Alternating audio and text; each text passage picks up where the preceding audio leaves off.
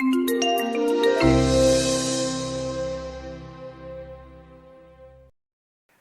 Googlers. Yes. Hello. Welcome, welcome everyone. Let me pimp the book. No, I'm excited to be here. This is not the first book that I've read that Carmine has written, and I've watched his videos on YouTube and his interviews. And I've taken a lot away from his advice and guidance. I used to be in QD1, just a little over, managing a team of around 75 people that did storytelling with data in the sales context for Google. And as I write a blog on analytics, I write a weekly newsletter. Google basically pays me to write. And now in marketing, I help lead a team that analyzes our several billions dollars worth of spend on marketing. And throughout it all, the consistent thread is, how do we tell stories better? How do we persuade people? How do we change people's minds? And so what my hope today is to have a few different things I've picked out from the book that were very, very sort of, that connected with me very deeply, but also try and pick a few dimensions where I think we can take the book and the advice it shares and translates into our day-to-day job. As a Googler, long-time Googler, Prasad has been paying me for 10 years, so long-time Googler. I see sort of sometimes that bridge is missing as we go day-to-day in our meetings and in our presentations. So I have a bunch of questions that sort of connect back to that. So let me kick off with the first one. Sure. The thing, Carmine, that I found most amazing is this is the land of high tech. Yes. And I loved learning that Aristotle had a formula for persuasion, and that was seems like 1,000 years ago. 2,000 years before the Avinash formula for persuasion. And I love so what people have to understand is that Avinash and I share a passion for communication and storytelling and how it applies to leadership and how it makes brands more effective and companies more effective and individuals as well. So I was partly motivated. He doesn't know this yet. I was partly motivated when I was thinking about my next book. I've written 8 up until this new one. He and I had a long conversation about storytelling and data. And I thought, wow, this is a really interesting area that not a lot of people are writing about. So he inspired me to really pursue that, and I ended up writing this book. So thank you, Avinash. Of course, you're welcome. We are 2 peas in a pod. So we geek out when it comes to communication skills and storytelling. So you mentioned Aristotle. This was so enlightening to me. I love history. I love American history, and I love studying history. And what I realized after speaking to historians and scientists and economists is that the central theme that we all have to think about today, central theme in this book and the central theme about our conversation, is that mastering the ancient art of persuasion is no longer a soft skill. It is the fundamental skill that will get you from good to great in the age of ideas. And we call it the age of ideas because that's where your value is locked up. Ideas are the currency of the 21st century. No longer is your value locked up in your hands, in the ag age, or in your labor, your hard labor, or in the industrial age, in the factories. It's up here. But if you can have a great idea, completely new, novel, different, exciting, but if you cannot convince enough other people about your idea in a way that's clear and understandable and compelling, it doesn't matter very much.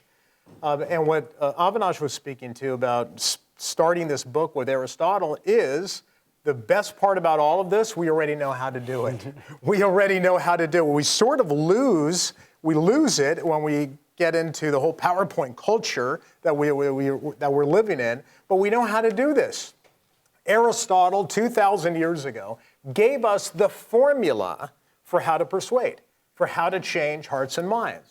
And I'm going to argue that every great speech that moves you, every presentation that moves you, or convinces you to change your mind, follows these 3 elements. he had it as ethos, logos, pathos, which means that in order for me to persuade you of anything, and here at Google, whether to persuade a customer, for example, of looking into a new service or a new technology, in order for persuasion to occur, you need to have these three things. You need to have ethos, which in ancient Greece was character and credibility, which is why all companies today, including Google, are very focused on maintaining trust. You don't want to lose that trust. That's the ethos. Avinash is an expert in the logos, which is the data. That's the evidence, the logical appeal that has to be made. But Aristotle, and this is brilliant, he said that in order for persuasion to occur, you need to have a combination of ethos, logos, and what he called pathos. Pathos is emotion, connecting to another human being on an emotional level. That's why today, Avinash and I are going to talk a little bit about storytelling. It's not all of this book, it's about a chapter or two, but storytelling is the best vehicle we have to transfer emotion from one person to another. So this is all very fascinating. Actually, Avinash, if you would, can I take another minute? I want to tell the audience about a few people who have inspired me this year, where I learned. I told you I'm a big history buff. There is a best-selling book this year. New York Times called it one of the best books of the year. It's called Leadership by Doris Kearns Goodwin. If you read this book, I forgot how many posted stickers I had almost on every page that had to do with communication. The most transformative leaders of our time were great communicators, and they worked at it. Take a look at this quote. Lincoln drew crowds from the countryside, eager to be regaled and entertained by a master storyteller. He understood early on that concrete examples and stories provided the best vehicles for teaching.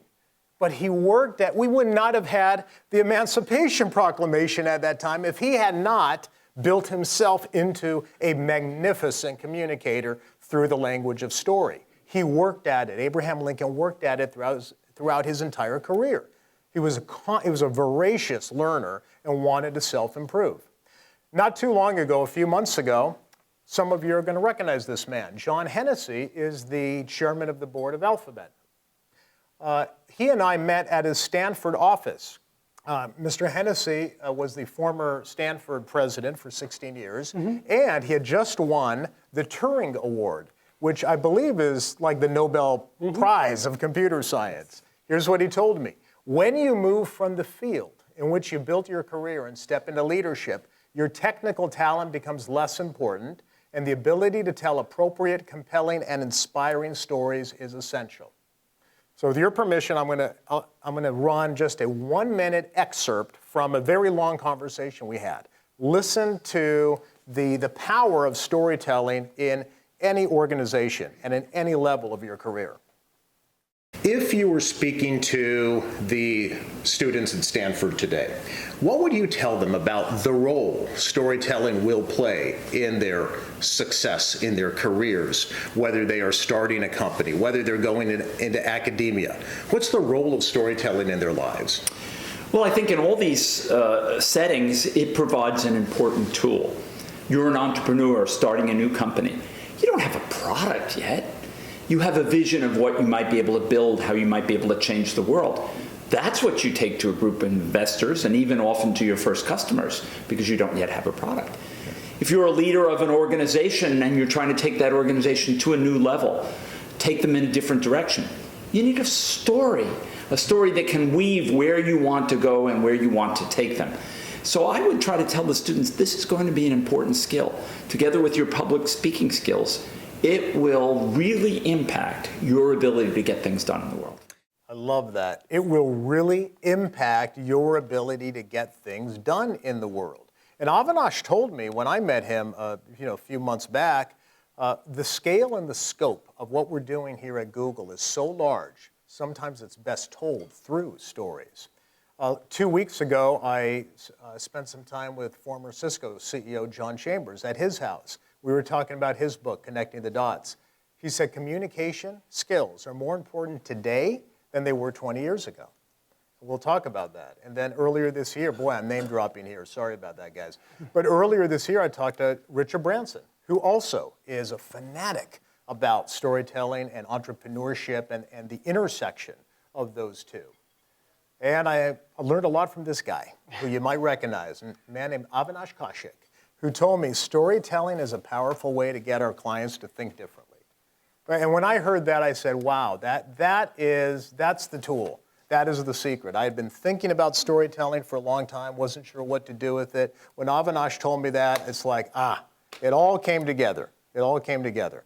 So that's why we need to talk about it. Indra Nooyi, former president of PepsiCo, stepping down this year. You cannot overinvest in communication skills. That's why we have to talk about communication and storytelling. So thanks for giving me a little time to set it up, Avinash.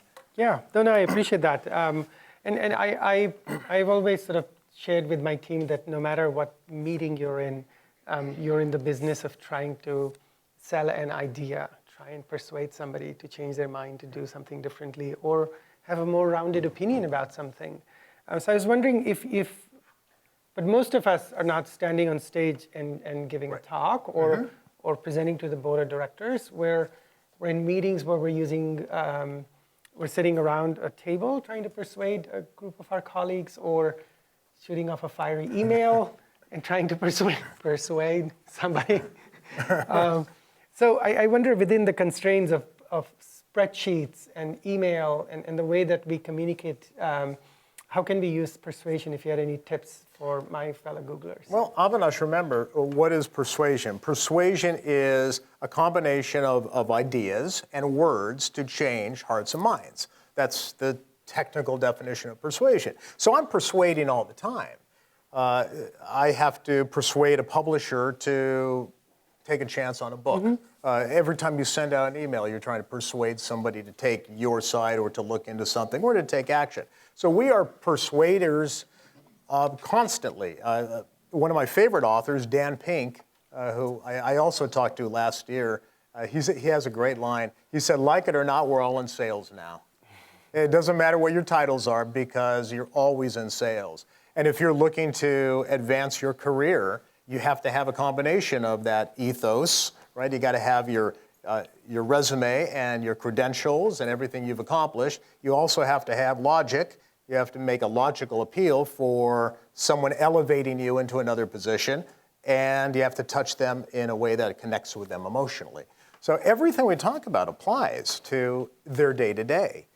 And so your question was, what can we do very specifically? What's interesting about what you just said, the spreadsheets, the slides, everything that Google is involved with today, from cloud to cars to technology to healthcare, it's all extremely complicated, more complicated than ever before. But while you're all changing the world, the human mind has not changed. The human mind has not changed since we evolved hundreds of thousands of years ago. If you can understand how the brain processes information, that's the key. That is the secret to connecting with people, because this hasn't changed. The way we communicate has. In fact, didn't you tell me that a lot of people are watching this streaming, right? So that's changed. The way we transfer our communication has changed, but not the way the human brain is wired to process information. So let's talk about a few things that people can do today. I have a couple of slides. Let me show these to you. I think this will help.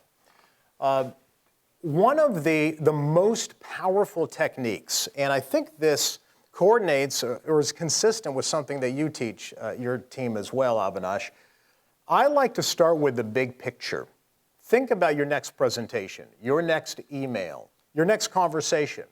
The way the brain processes information, it needs to see things in a hierarchical structure. Most of us start in the weeds because we know too much about a particular topic. John Medina, who wrote a wonderful book called Brain Rules, he's one of my mentors, one of my favorite authors, a University of Washington biologist. He said, Carmine, whenever you talk to people, tell them this. Information has to be set up in a hierarchical structure. The brain craves meaning, big picture, before details. And he used an analogy I'll never forget. He said, Carmine, this is the way our brains evolved. When our ancestors stepped out of the cave and ran into a tiger, they did not ask, how many teeth does the tiger have? They asked, will it eat me? Should I run? Big picture before details. You can't start in the weeds. So in this book, I started calling it the log line. It's because I started talking to people who are screenwriters. I love Hollywood, I love Hollywood movies, and Hollywood folks are really good writers and storytellers. Well, there's something called the log line. When a screenwriter walks into a production meeting and they have a play or a movie to pitch, the first thing they're asked is for a log line. You know what the log line is? Has anyone heard of that? Because we're not screenwriters. A log line is, in one sentence, what's the movie about? That's what they want to know. What's the movie about in one sentence? If you don't have a log line, there's no sale. This is the most famous log line of all time. Steven Spielberg walked into a production meeting and said, I've got a great idea for a movie. It's about a police chief with a phobia for open water who battles a gigantic shark with an appetite for swimmers in spite of a greedy town council who demands the beach stay open. Sold, let's make it. Jaws, of course. That's a log line, though. In one sentence, it gets people involved. People want to hear a little bit more about that particular movie. So I always ask people now, what's your log line? Tell me what the movie is about in one sentence. And if you could fit in a Twitter post of, I like 140 characters, not 280, even shorter. If you could fit in 140 characters, you're onto something. But it's hard. It's hard. Google organizes the world's information and makes it universally accessible. When Michael Moritz at Sequoia Capital heard that line, he said, wow, I got it instantly. In one line, I saw the movie. That's powerful. So always be thinking, what is the one thing that I want my audience to know? And that's what you have to focus most of your time in creating. Now, isn't that consistent with your framework as well, isn't it, Avinash? Sure. No, I agree. I think one of my favorite stories in this context is Bob Mankoff is the cartoon editor of The New Yorker, and he's written a book on creativity. You should buy it, regardless of your role. Put it on your G card, easier. But they asked him in one of his book tour presentations, how do you pick the 18 cartoons that make it into the magazine from the 1,000 that are submitted every single week? And the number really is 1,000. And he said, it's not the ink, it's the think. And I love that quote. It's not the ink, it's the think. And to the extent that in every sort of communication that I have outbound, I always take a pause and say, what's the think? And is it good think? Is it strategic? So on and so forth. Have a communicated think effectively, because otherwise it's just all ink. And it's really hard, whether it's an email or a spreadsheet or a meeting, to get drowned in the ink. So it goes very much aligned. But isn't it about up-leveling it? Yeah. Right? Yes. And looking at it from the 30,000-foot perspective, yes, and applying it to your particular audience. You can change the log line and the think based on your audience. This calls to mind, I mentioned the conversation with John Chambers 2 weeks ago. So he said something really interesting. I haven't told you this, Avinash. He said that early on, Cisco was just focused on the hardware, routers and switches. Kind of the dry, boring metal stuff that no one clearly understood. And he said it was very complex. So what he said is, no, let's not focus on the products, let's focus on the outcome. Okay. And he coined the phrase, the internet will change the way we work, live, play, and learn. And he whispered to me, he goes, Carmine, the marketing team hated it. Because they said, it's not about the products. But we're all about products. And he said, no, we're about something more than that. To inspire people, you have to focus on one big idea. And that one big idea has to be more about the outcome, not the details of the product. Yeah. Would that be something consistent with what you teach your team? Yeah.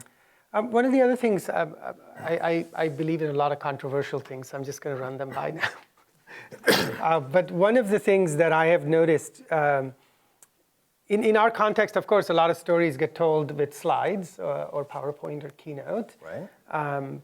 And I'm not one of those people who believes there is some inherent evil in the tool itself.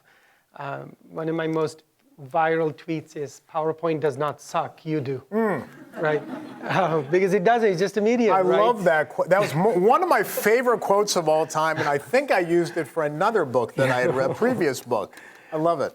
And, but the way that I sometimes see people force quality on storytelling is by restricting quantity. So we'll have a very senior leader, thankfully this person is not here anymore, but would say, you can only come to me with 10 slides or less.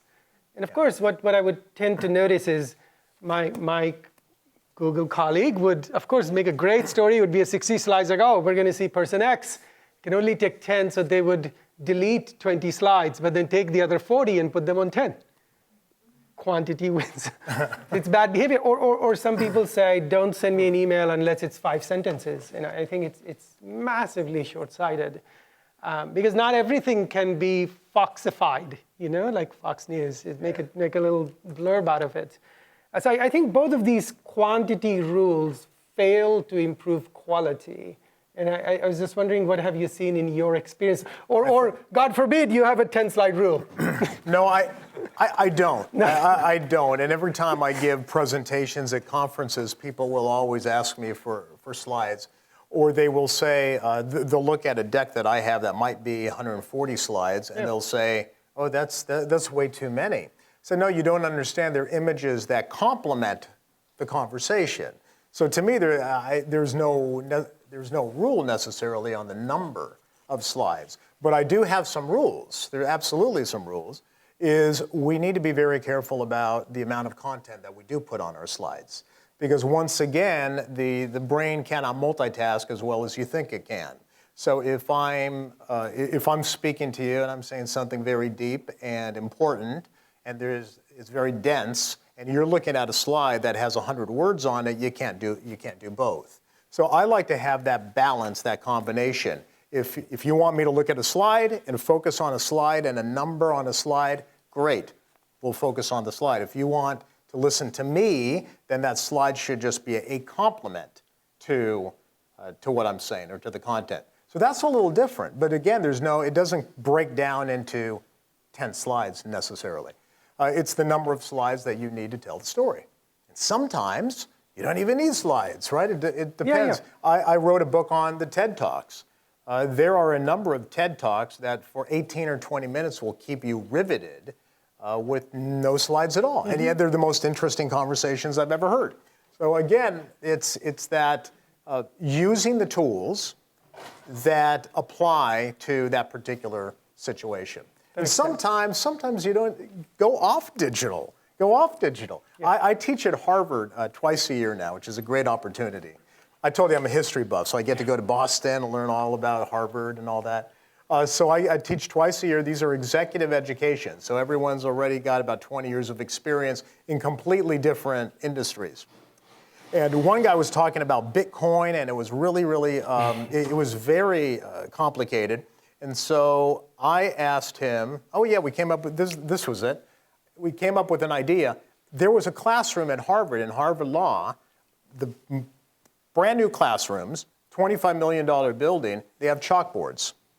Do you know why they have chalkboards? Is because they found that people seem to learn best when they pick up a piece of chalk and write.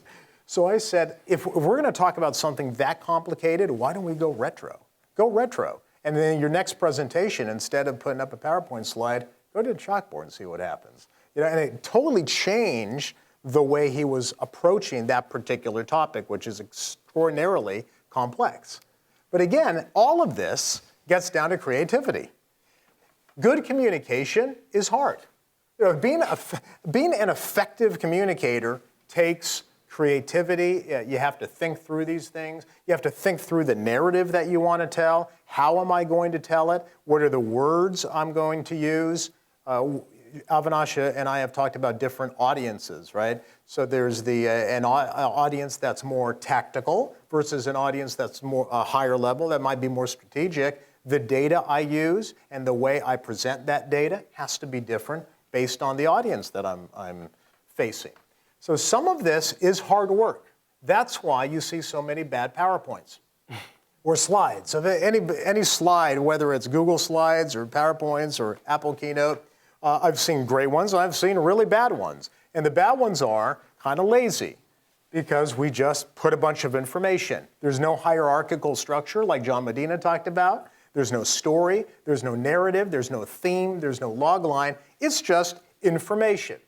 I don't write for average people. I don't write for people who want to just get along. I write for those people who want to take themselves apart and stand out as communicators and as leaders.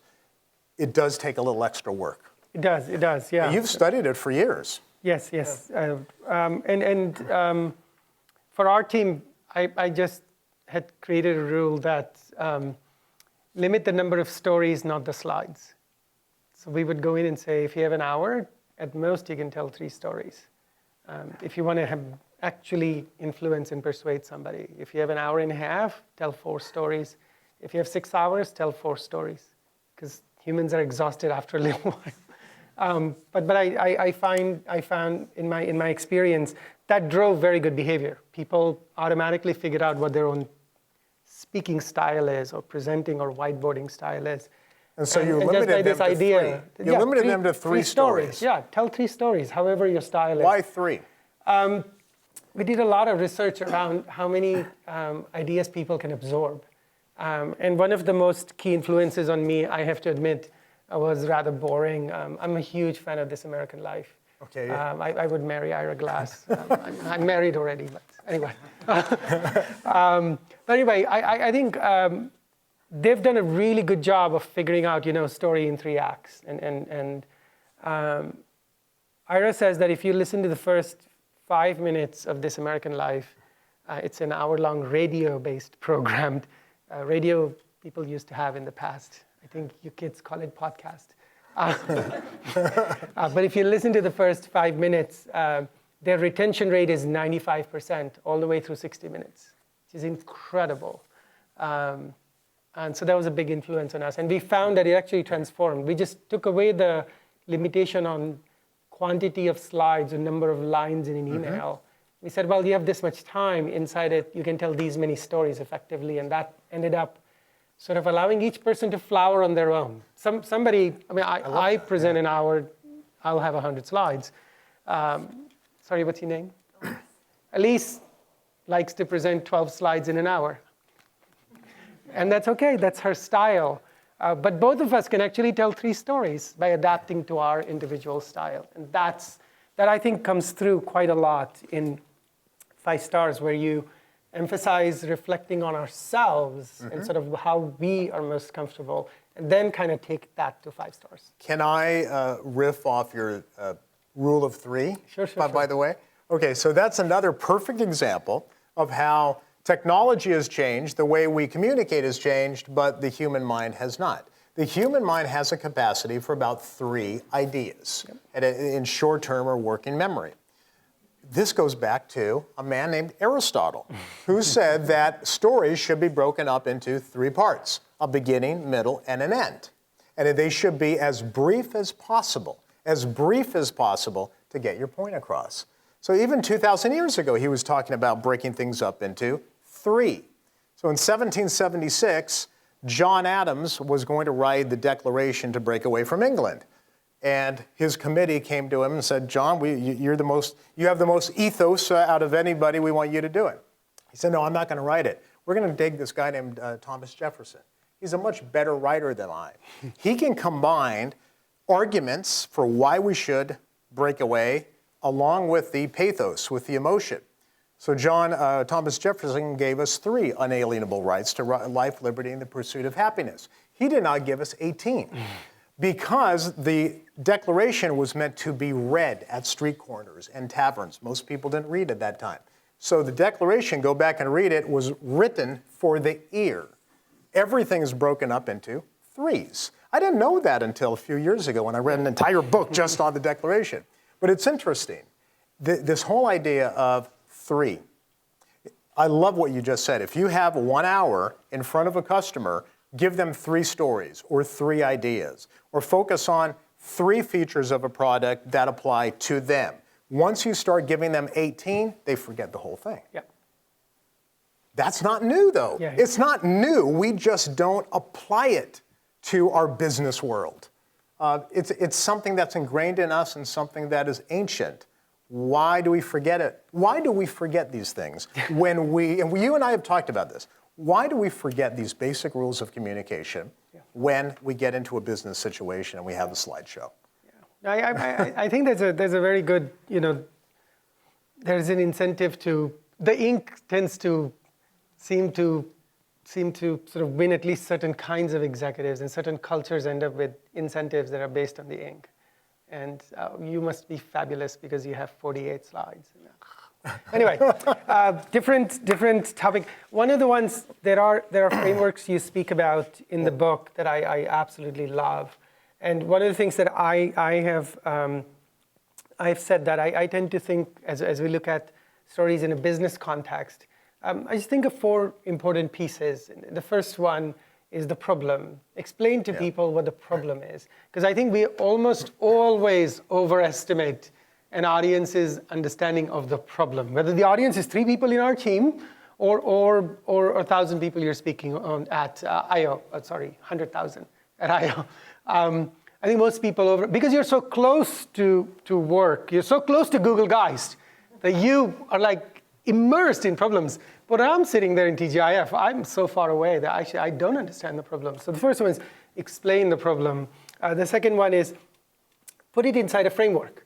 Because if you don't teach people a way to think, then when you walk away, the only thing they remember is your solution. But in all other ways, they don't know how to apply your thinking. The second one is give them a framework. The third one is the one everybody does, which is give the solutions. Right? That we all do really well. Maybe too much ink, less think, but we do that. And often, but not always, the last piece is tell them the impact. So if you do something, here's the impact that's going to happen. So there are those 4 pieces, problem, framework, solution, impact. That's your model. Yeah, it's problem, framework, solution, impact on the other. Of the solution. Yes, exactly. Right. And I often think, I wanted you to react to it, is that people rarely spend enough time describing the problem, which I think I see manifested as them not understanding it completely. So that's one thing. Okay, yeah. And the second one is, we don't normally think when we speak, when I leave, will people only remember my solution, or have I changed the way they fundamentally think, which is the role of the framework. So I just wanted to react to those 2 things, problem, framework. I love the fact that you're focusing on the problem. When I was in graduate school learning journalism, and a lot of what I do goes back to 15, 20 years ago when I was an active journalist, the very first thing we learn in Journalism 101 is, why do I care? And you can't convince people that they should care about a particular solution unless you frame the problem. And often they don't know what their problem is. Now, this was the genius of Steve Jobs. I wrote a book called The Presentation Secrets of Steve Jobs. That was one of my first big presentation books. And it's as close as you'll get to actually being in one of those rooms with him. Because I got a lot of input from designers and people who worked with Steve Jobs. He was brilliant at explaining the problem first. In 2007, he did not walk out on stage and say, we've got a brand new phone, the first phone from Apple to introduce today, and boy, is it cool. Let me show you what it does. Features. He didn't do that. Instead, he spent about 5 minutes building up the problem. What are the problems with existing smartphones on the market today? And then he showed a slide where they, I think back then it was BlackBerry and the others, where they had the plastic keyboards that wouldn't change. Okay, so before he sets up his solution, he talked about suspects. He even used the language of narrative. He said, these are the suspects that are making your life miserable.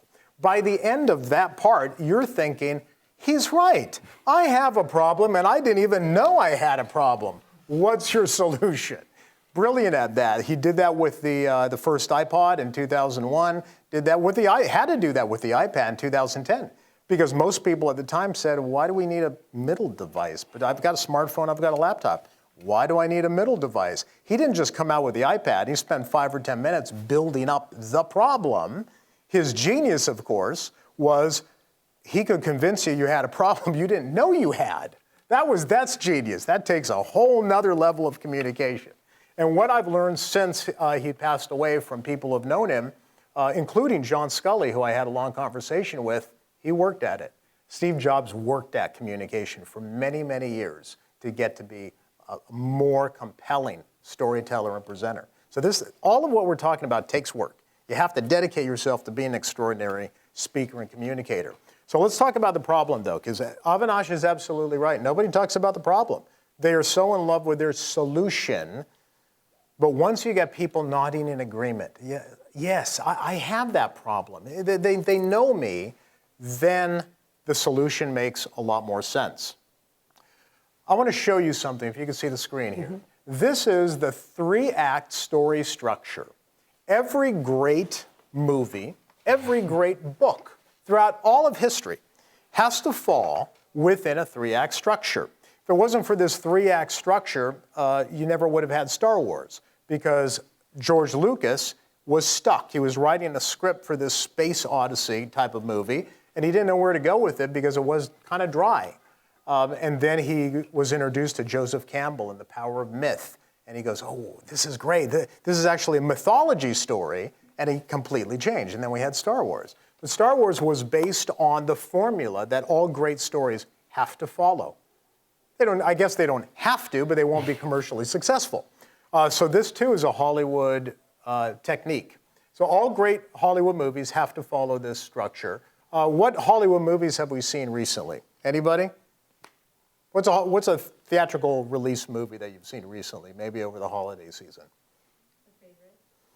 The Favorite, I heard about that one. I have not seen that one. Okay. What else have we seen? The Favorite? Crazy Rich Asians. Yeah. So Crazy Rich Asians, I watched that twice. Crazy Rich Asians has every scene that is supposed to be in a hit Hollywood movie. There's about 15 scenes that have to be in a movie. 15. Each and every one is in Crazy Rich Asians. How many of you have watched Bohemian Rhapsody? Yeah, I love it. So Andrew Carton is the screenwriter for that. And I talked to him 2 years ago when he wrote the Winston Churchill movie, Darkest Hour. Mm-hmm. And since I understand a little bit about storytelling and screenplays, I would ask him, I said, okay, so the conflict, Act 2, must have started on this scene. And he said, oh, okay, think about that, Carmine. Maybe it did, maybe it didn't. What about this scene? That's actually a scene too, right? So in other words, he knew that every Hollywood movie has to follow this formula. Here's the formula, but it also works for presentations. And it's very consistent with your structure. Act 1 always has to be the setup. So the first 20 minutes, first 30 minutes of any movie has to be the setup, the characters. Where was Freddie Mercury working in Bohemian Rhapsody when in the first frame of the movie? Where was he, other than the concert scene, where was he working? Remember where he was working? Oh, airport. He was at the Heathrow Airport taking luggages off the rack. That's the setup. Who are the characters and what is their life at that time? Otherwise, you don't care. The next hour of the movie has to be the conflict. That is where villains, hurdles have to be overcome. And that's where you can have a lot of fun and games. Finally is the resolution. But as one screenwriter told me, and this is beautiful, the resolution does not necessarily mean a happy ending. It has to have a transformation. So the end of Rocky, spoiler alert, Rocky 1, how many have there been now? I saw Creed. Rocky 1, he doesn't win. He doesn't win, but he's transformed. So transformations are really powerful. You don't necessarily have to have the happy ending and the victory. But every great presentation that I watched from Steve Jobs when I was doing the Steve Jobs book, every single one falls under this, the setup. Let me tell you the state of the world today. There's a problem. There's a lot of, there's villains out there. There's suspects and villains that you don't know about, especially in the data world that are coming after you. A lot of people in data and security may not even be aware of the conflicts that are coming. But if I can create this tension and then resolve that tension and show you how your world, not necessarily saying you'll have a better life, but if I can show you how to transform your company to be more effective, to be more successful, then I can entice you to listen to more of that conversation. So this can be the setup for a 30-minute presentation. It can be a 30-second conversation. But it has to have all those pieces. Mm-hmm. And so the setup, Avinash, is the problem. Yep. And most people don't start there. They don't even talk about the conflict. Here's the problem that you're having. Here are the hurdles that you face. If I talk to a potential customer in that language, they know I understand them. But if I start with, here's how we're going to solve the problem, here's my solution, I'm starting in Act 3. It's disjointed. Yeah. I think one challenge I see in that I had to overcome, and I think it's to take advice and become a good storyteller, is highlighted by the fact that it's especially in a business context, it's very difficult to put ourselves in the presentation, ourselves in the story, ourselves in the email. I did a talk at Director's Cut, of internal Google thing, and 100 people, directors, VPs, and somebody came up to me later and they said, and this is quite amazing, but they said, "Oh, that was a great talk. Thank you. I could really see you." And I was like, were you in the back? Because it was a big room. And I was like, kind of nice that he could see me. But he said, no, I could see you.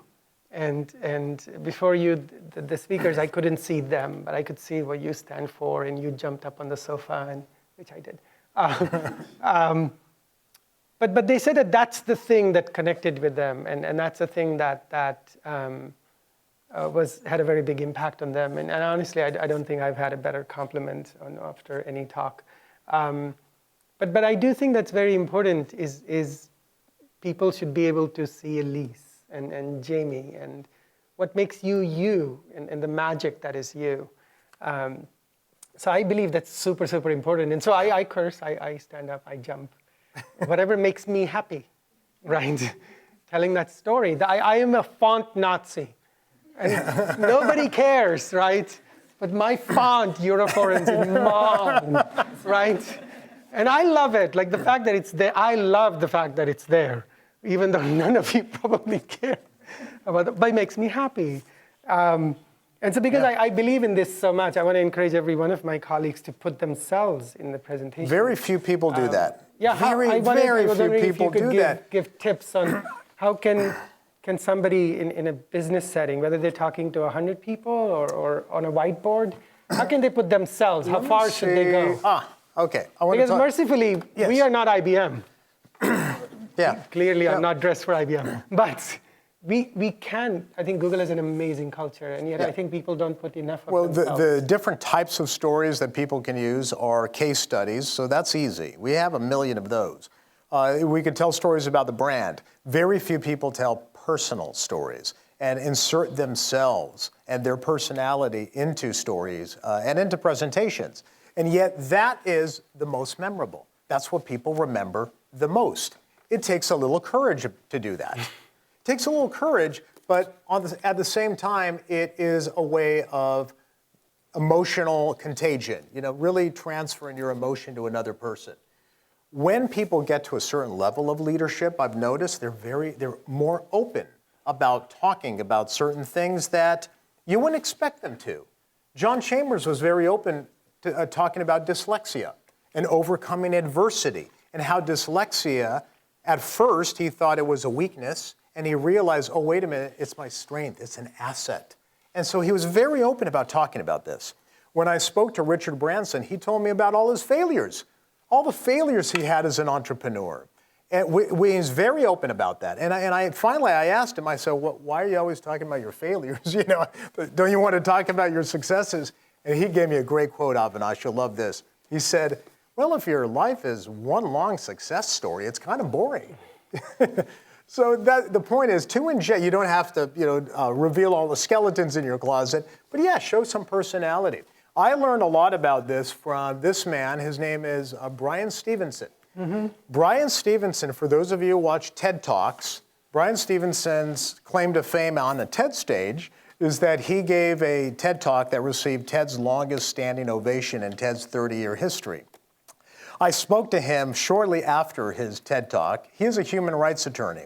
A human rights attorney does a lot of good in the world. There was a very famous book this year called The Sun Does Shine. It's about Anthony Ray Hinton, who spent 30 years on death row as an innocent man. Mm-hmm. And if it wasn't for Brian Stevenson, he'd still be there.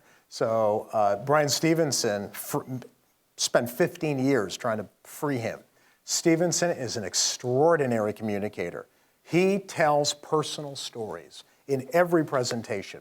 He tells personal stories about people he's met. He tells personal stories about growing up poor in the South and what some of the lessons his grandmother taught him.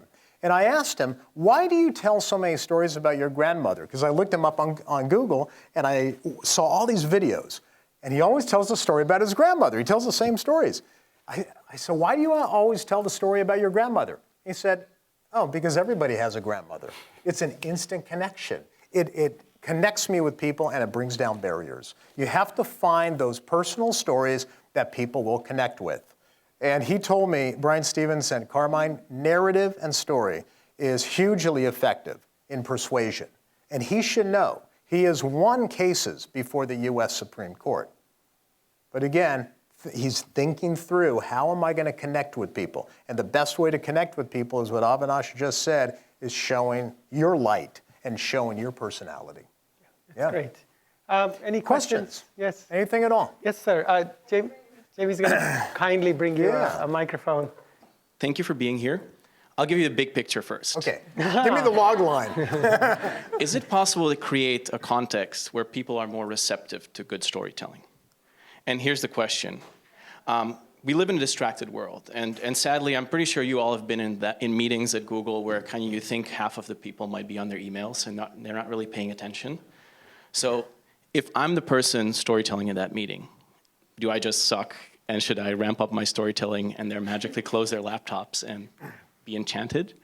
Or do you guys, the question is to both of you actually, do you have a device to create a situation or a context where people are more receptive to good storytelling? Yeah. Well, I want to hear what Avinash has to say, but this whole idea of grabbing people's attention, I think that we are learning in the lab things about story that we've known intuitively for thousands of years, but now we're starting to prove it. And that is when two people are engaged in story, when you're actually telling another person a story, they don't tune out. There is a rush of neurochemicals going on. Oxytocin, which is a bonding molecule, dopamine, and a lot of other chemicals that connect two people with one another. They're proving this in, Yuri Hassan is doing this at Princeton University. Paul Zak is doing this in Los Angeles.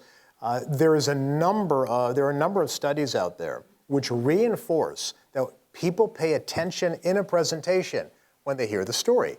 Because, we didn't get into this, we're hardwired for story. This is something that I've learned over the last few years. Anthropologists will tell you this, that when our ancestors gained control of fire was a major milestone, not only because our brains got bigger because we could cook food, we were safer because we could ward off predators, and this was a big revelation to me.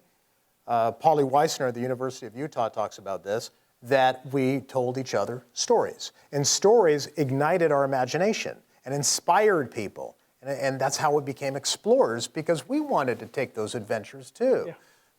The people who have evolved since then are wired for story. Yeah. So, and they're now, with MRI machines, they can see it. They can see how story works on the brain. So if you just give them not hierarchical information, just information, straight facts, figures, data, with no narrative structure to it, people are going to lose attention very quickly, because we're not wired to think in bullets on a PowerPoint slide.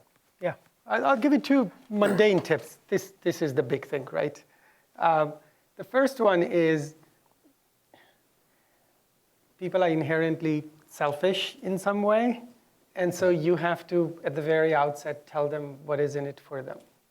It's really cool. So I went to see Aryan, who's our VP. He has 500 direct reports. It's a very big org.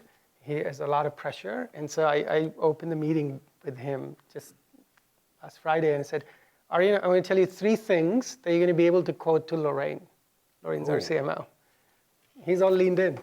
Wow, I love that. He wants more things to be able to tell Lorraine, right? Who of course manages the multi-thousand org. So it quickly, you know why I am there, right? It's actually to have you. The other one is in meetings, to your point about all of us being on laptops, which is very common, including I see these people here. And oh, there they are. Hi. Do 2 things. I do 2 things. First one is if I'm talking and the person I want to really listen is not listening, I just pause. I stop talking. And everybody looks up from their laptop. What happened? Just pause. It won't even take you 5 seconds. Everybody looks up. And the other one quickly is, one of the things I found in my, I have 200,000 Twitter followers. I'm always experimenting with them. And one of the things I found in my Twitter experiments is people love hearing their own name. So my replies on Twitter always have people's name in them. I have to look up sometimes because they have funny title, funny handles. I have to go to LinkedIn to find somebody's name. It's so stupid. So in meetings, like this morning, I was in a meeting and I wanted somebody to really listen to what I'm saying. And I said, and I want Nick. And I said the name. And immediately Nick looked up, right? Because he knows I said his name and it's directed to him. So use the store tricks, pause, use the person's name, and they will always stop whatever they're doing and look up. Because people love hearing their name. I love this technique that did you see that technique he used in the presentation though? He had like 10 minutes and he said, I've got 3 things that you can tell Lorraine. Okay, so now you've connected with him. You've given him the movie poster in 1 sentence that can fit in a Twitter post too. Yep. 1 sentence, here's what's in it for you. That's why I always end with this. We'll take some more questions, but I like this. I always talk about this. Always remember that you're not selling a product. You're not talking about the product because people are selfish. People are narcissistic. It's all about me, which is not a bad thing, but it's about me. Everybody. So they're thinking in the first 30 to 90 seconds of a conversation, what am I going to get out of this? So if you can create that log line, that 1 sentence that tells them, here's what this movie is about, and you're going to love it. Oh, now tell me more. He also used the rule of 3. I've got 3 things to tell you. If you said I had 28 things that you can tell Lorraine, would have lost me immediately. So again, all of these things are kind of basic human understanding. If you can understand how the human brain processes information and wants information, it's a very powerful technique, really powerful tool. Was there a, yes? I have a quick question from somebody watching the live stream. Oh, okay, so sure. Just quickly wanted to get, Kevin Liang wanted to get your take on influence versus persuasion.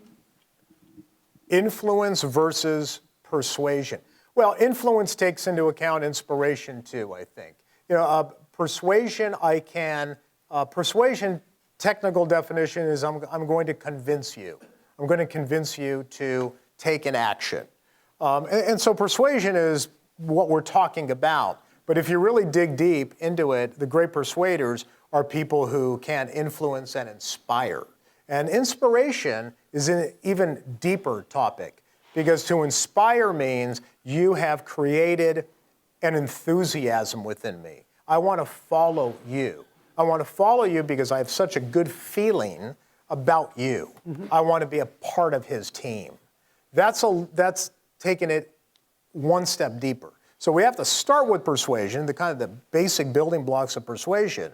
But then within persuasion, there's plenty of room to get even deeper into inspiration and then influence. You can't have influence. I can persuade you to buy a book, okay? But to me, that's not necessarily influence. Influence is not only am I going to buy his book, I'm going to go to his seminars and I'm going to follow him on social media and I want to work for him. Then you've got real influence. Yeah, I mean, the quick tweet for Kevin is, I always think influence is something I earn through my actions and ideas. And persuasion is something I do, which is leveraging that influence to actually advance the ideas. Sorry, you had a question. Yes, please. Hi, my name is, here's the mic. In other words, Avinash took my 3-minute answer and turned it into a headline. That's a brilliant communicator. Can you give us an example, and maybe this applies to both of you, of a time, and maybe especially Carmine, when you had a really bad conversation or something that went really bad, and then you realized, oh, I really need to, I don't know, maybe before you learned more about communication and the importance of persuasion and presenting the story, something that went really bad, and you realized, oh, I kind of need to overcome this. Can you guys give us an example? Wow. I'll have to think about that for a second. There were plenty of problems that I had early on, especially when I was growing up in my career as a business journalist.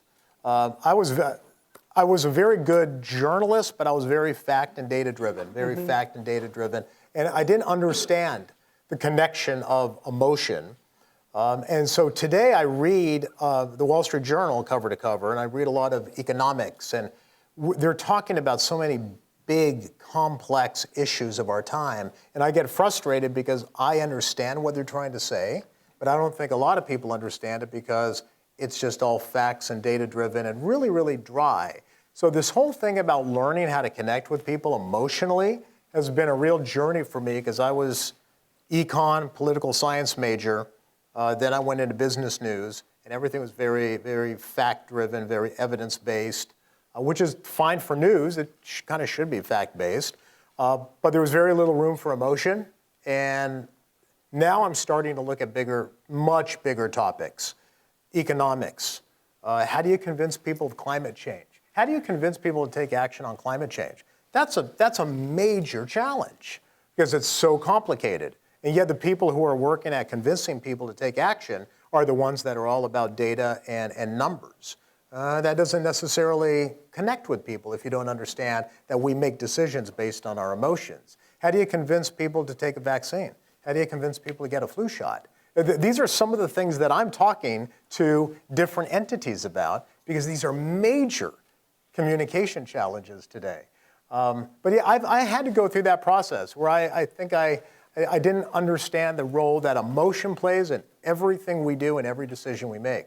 So you can't just connect with people just on information alone.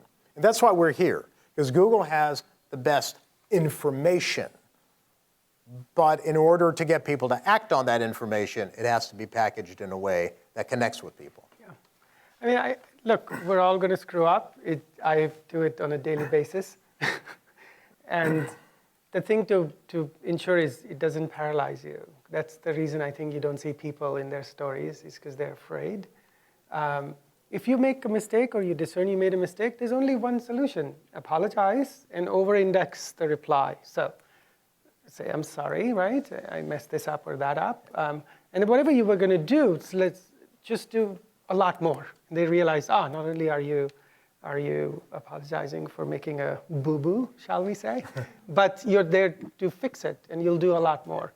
But the one thing to put into your ideas, another sort of little slogan that we had is, I always like saying that when I create a story, I do a lot of challenging stories. That's actually my job at Google.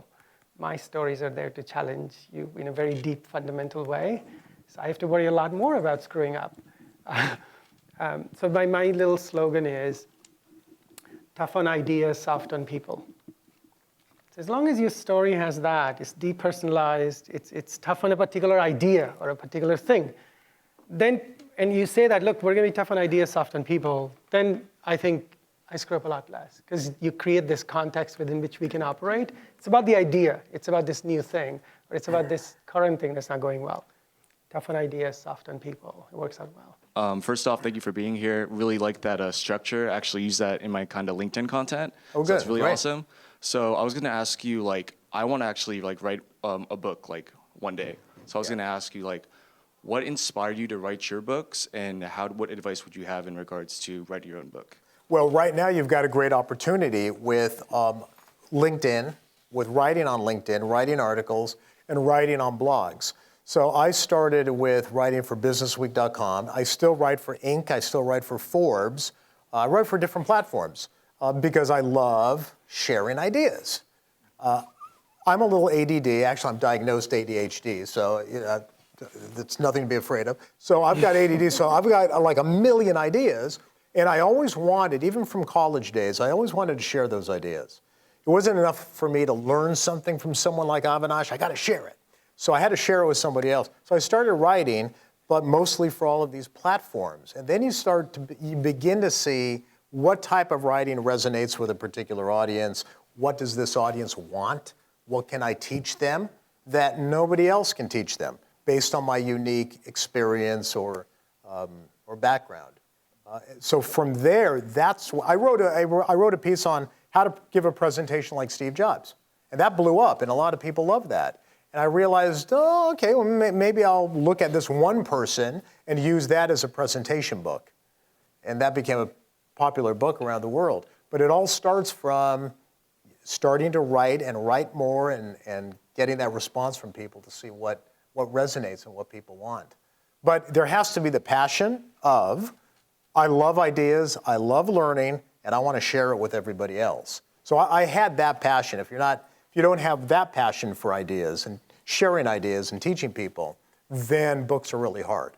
But if you do, that's a great area to go into. But now we have this opportunity. We have this incredible opportunity to amplify our ideas in ways that we never had before. Fabulous. All right, the book is 5 stars. Carmine. 5 stars. Thank you, Avinash. And thank you. Thanks for coming.